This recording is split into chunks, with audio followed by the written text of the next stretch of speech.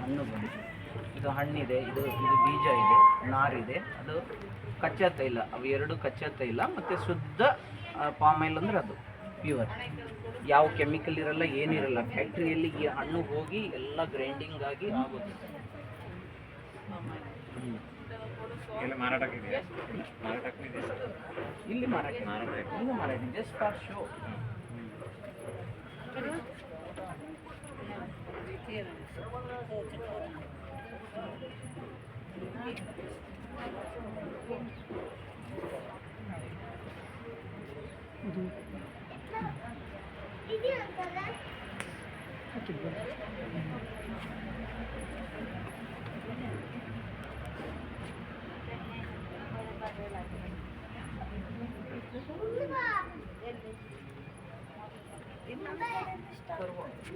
ಬೊಮ್ಮನಹಳ್ಳಿ ಅಂದರೆ ನಮ್ಮ ಈ ಅಗಸಾಲ ಬೊಮ್ಮನಹಳ್ಳಿ ಐತಿ, ಯಲ್ಲಾಪುರ ರೋಡ್.